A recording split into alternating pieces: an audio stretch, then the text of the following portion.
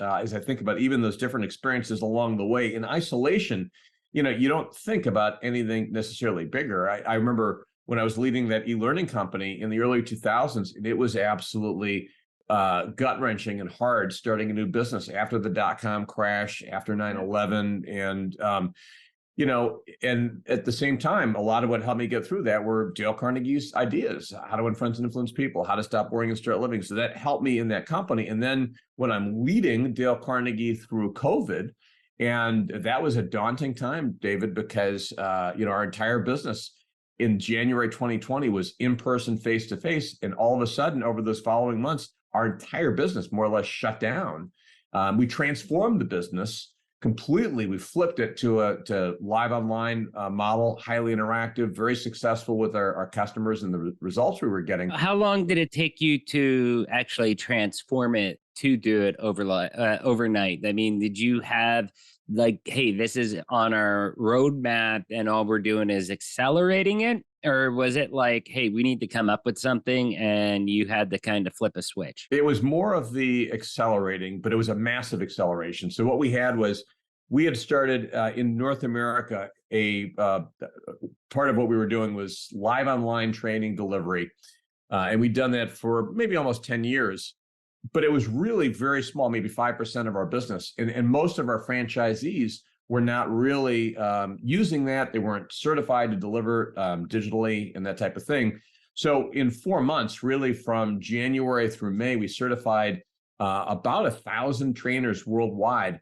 And keep in mind, the Dale Carnegie programs in the classroom are just tremendously interactive. They are, you're up on your feet, you're doing different kinds of activities and so forth.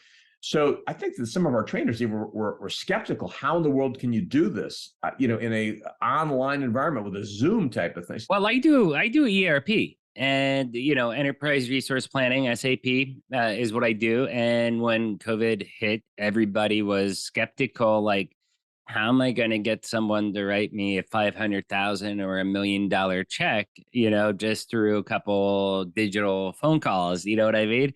And what we found is, like, if you do it right, it's totally able to be done. And it has, like, it slowed down business a little bit initially, I think, because everybody was kind of like in the what's going to happen mode.